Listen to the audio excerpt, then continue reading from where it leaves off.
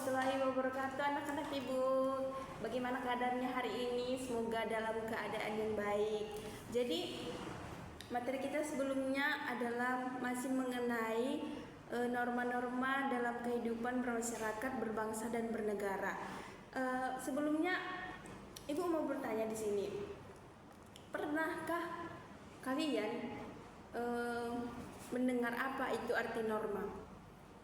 Ya, bagus. Jawabannya itu adalah norma itu adalah aturan ketentuan yang mengatur perilaku kita sendiri, tingkah laku kita sendiri ataupun tingkah laku manusia dalam kehidupan bermasyarakat, berbangsa dan bernegara. Apa sih Bu tujuan dari norma itu dibuat supaya apa? Jadi tujuan dari norma itu dibuat yaitu untuk yang pertama itu kehidupan menjadi tertib, lalu tidak terjadi kekacauan dalam artian misalnya kita melihat sekeliling kita dalam pertengkaran misalnya. Pertengkaran ini seperti apa Bu? Pertengkaran antara si A dengan si B. Jadi perlunya antara norma tersebut agar tidak terjadi kekacauan, maka dibuatlah aturan yang berlaku supaya terciptalah kedamaian. Lalu materi yang selanjutnya, hak dan kewajibannya itu seimbang. Misalnya hak berpendapat, kewajiban, misalnya kewajiban anak itu dalam mendapatkan pendidikannya, lalu hak berpendapat, misalnya kita melakukan pemilihan. Jadi pemilihan ini anak-anak ibu, baik itu pemilihan kepala desa, presiden, wakil presiden dan semuanya itu kita bebas berpendapat, mengeluarkan pendapat kita tersebut. Jadi dia keseimbangan serta hak itu dia seimbang, gitulah. Lalu terciptalah rasa yang aman dan nyaman. Kalau misalnya tadi terjadi kekacauan, tidak ada hak dan kewajiban dan hak itu dituntut oleh warga masyarakat. Apakah tercipta warga yang aman dan nyaman? Tentu tidak kan? Contoh yang Bu kasih, misalnya mengantri saat membeli makanan. Kalau kita mengantri saat membeli makanan itu terjadilah kekacauan, riuh antara padat tidak sabarnya manusia untuk membeli makanannya tadi. Jadi itulah yang menyebabkan yang namanya kekacauan. Lalu tidak berbicara saat guru menjelaskan. Misalnya ibu di sini bicara, kalian di situ makan-makan, kalian di situ menggosip, kalian di situ bermain uno, kalian di situ ketawa-ketawa. Itu tidak ada aturan di sini. Tidak ada terciptanya kerukunan dalam kalian sebagai siswa, saya sebagai guru. Lalu tidak mengambil barang orang lain. Itu semua yang ibu jelaskan itu merupakan dari contoh-contoh aturan dan ketentuan yang berlaku untuk menciptakan keharmonisan di suatu masyarakat. Selanjutnya ada macam-macam norma anak-anak. Macam-macam norma ini ibu bagi ke dalam empat bagian. Yang pertama kita bahas dulu mengenai norma agama. Norma agama itu apa sih Bu? Norma agama itu aturan yang bersumber dari Tuhan Yang Maha Esa. Norma ini berkaitan dengan sila yang pertama. Apa itu? Ketuhanan Yang Maha Esa.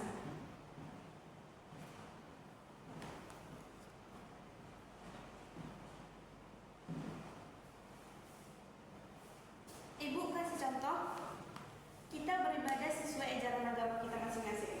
Ya, di sini yang anak ibu pasti ada yang Islam, ada yang Kristen, ada yang Katolik. Jarang ya di daerah Medan ini ataupun daerah Pancing ini yang agamanya ibu dengar itu agama Konghucu dan Buddha. Paling tidak itu adalah agama Islam, Kristen dan Katolik.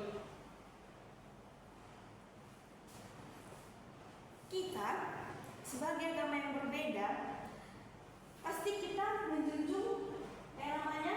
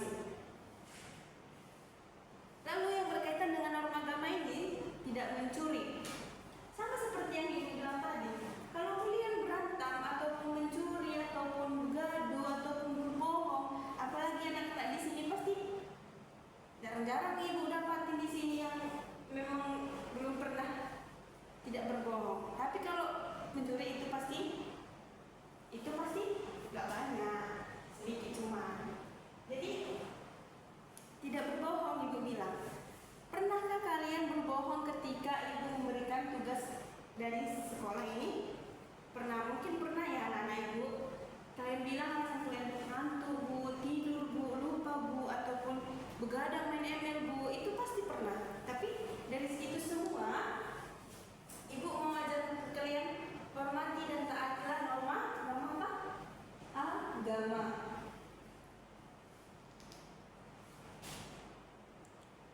Jadi sanksinya kalau kalian melanggar ini, ya dosa kalian bakalan banyak.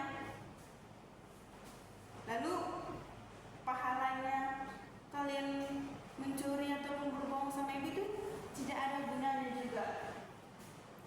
Lalu kita masuk ke yang kedua, norma kesusilaan.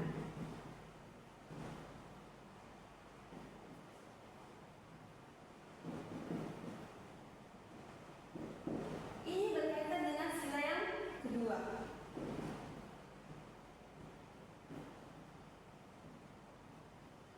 Apa isinya? Kemanusiaan yang adil dan beradab. Arti dari sila kesusilaan ini,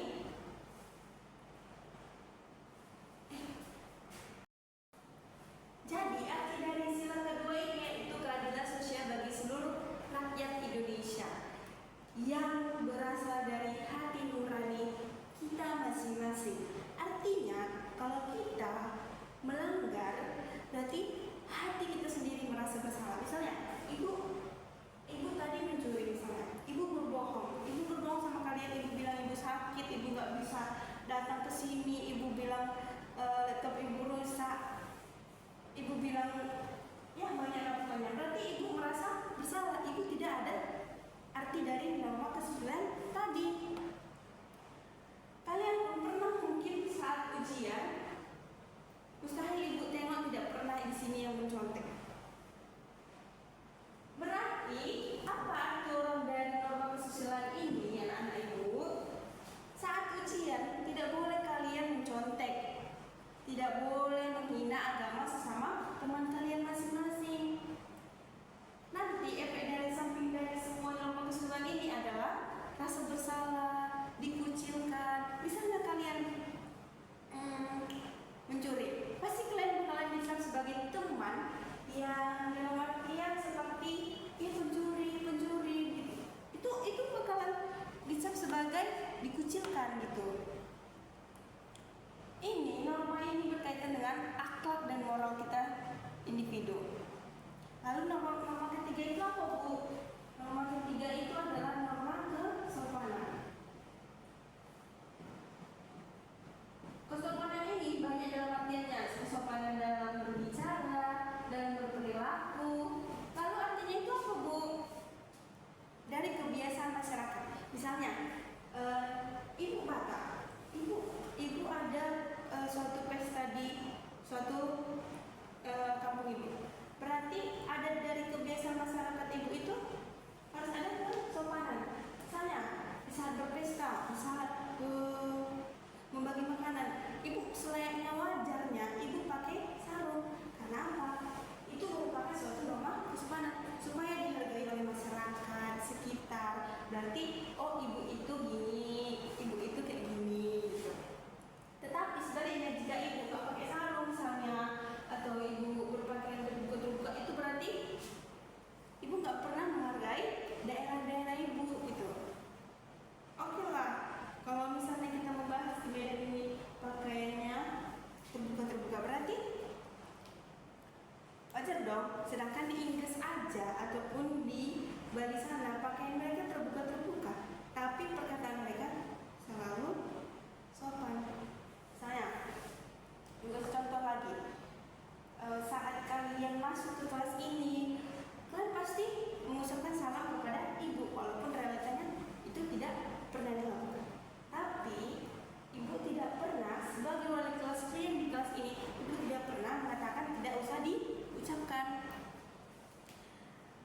Di sekolah ini kan orang tua kalian itu orang tuanya selain ibu guru di sini, ibu guru yang lain juga itu adalah orang tua kalian. Tapi kalau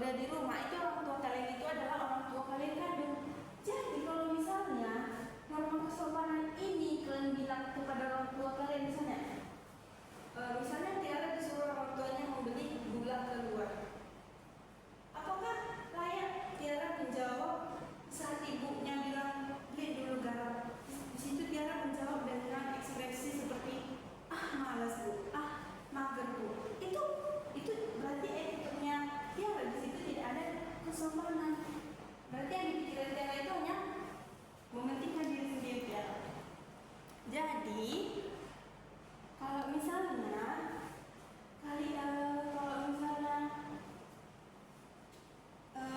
Tiara seperti itu, berarti ibu pribadi misalnya datang ke rumah Tiara sebagai tamu lah. Berarti ibu menganggap kamu orang yang tidak pernah menaati nilai kesopanan, tidak sopan gitulah. Lalu yang keempat ini apa Bu? Yang keempat ini adalah norma hukum.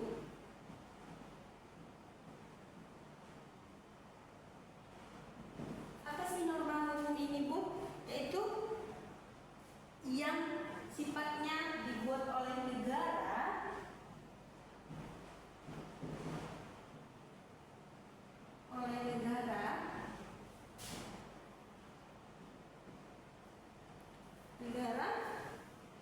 dan bersifat memaksa.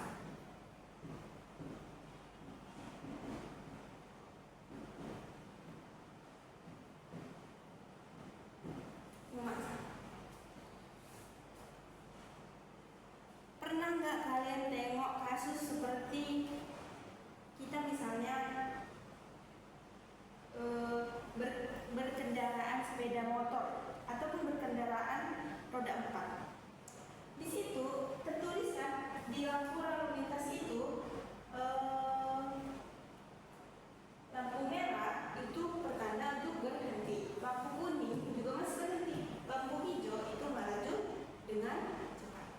Jadi maksud dari ibu mengatakan seperti lampu lalu lintas itu, kalau misalnya pengendara kereta tadi melewati ataupun tidak menaati lampu lalu lintas, apa sanksinya?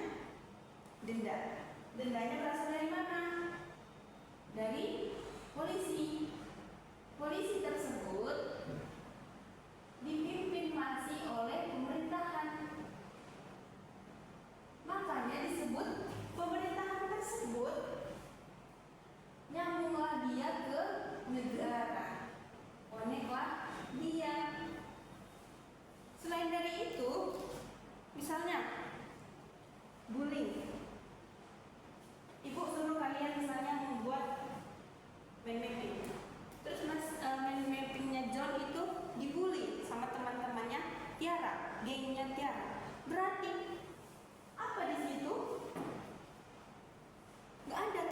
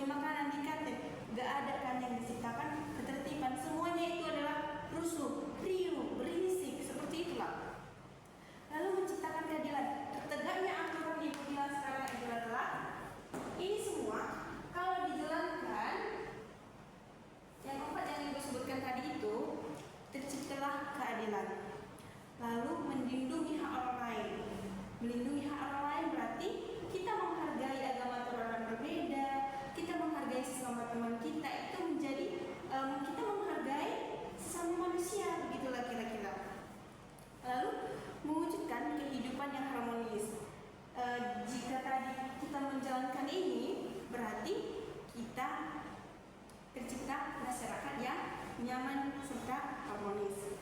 Lalu kalau misalnya tidak ada norma ini, kalau dulu di sekitar masyarakat kita ini tidak ada norma, berarti kita bisa mengambil barang masyarakat ataupun tidak ada rasa hormat.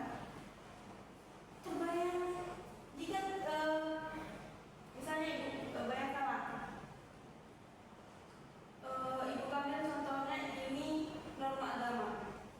Ibu Kristen, misalnya ibu pakai jilbab, berarti di situ ibu tidak mengakui agama ibu sendiri. Jadi ibu timbullah rasa berdosa, begitu kira-kira. Lalu mungkin jadi karena itulah semua norma harus dipatuhi. Jadi anak-anak ibu semuanya di sekolah ini nanti ibu harus melihat kalian datang tepat waktu, mengerjakan PR, menghormati guru, menaati orang tua.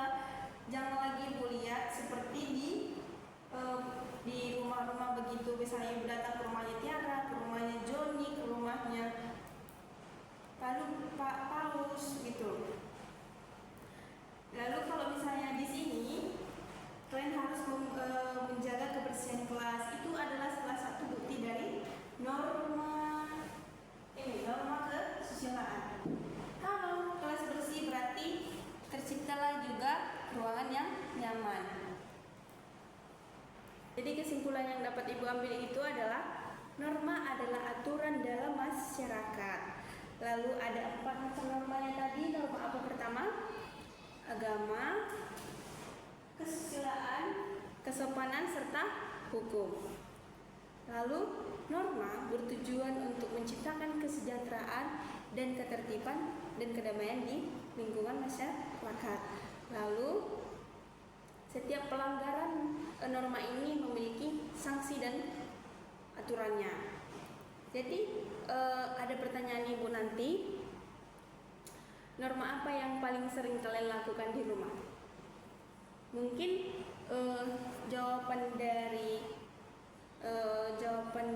Mutiara itu lebih bagusnya kalau misalnya ibu mau nambahi itu, misalnya kamu harus bukan ibu mau apa gitu kan, ibu hanya ingin menambahi norma aturan di rumah itu ya, misalnya saat orang tua ingin misalnya sakit lah, orang tua sakit, itu kita harus merawat orang tua tersebut karena bagaimanapun mereka masih orang tua kita. Lalu pertanyaan kedua, ibu mau mengajukan kepada Rohania, apa akibatnya jika norma tidak dipatuhi? Oke, jadi ibu mau narik kesimpulan juga, jika norma yang seperti yang disebutkan Rohania tadi itu memang bagus, tapi akibatnya jika norma itu tidak akan dipatuhi, maka tidak akan tercipta masyarakat yang sejahtera, damai dan sentosa. Jadi anak-anak ibu, mari kita bisakan hidup sesuai dengan norma agar menjadi generasi yang disiplin dan bertanggung jawab. Baik, mungkin itu sekian. Wassalamualaikum warahmatullahi wabarakatuh. Selamat siang dan sampai berjumpa lagi anak-anak ibu.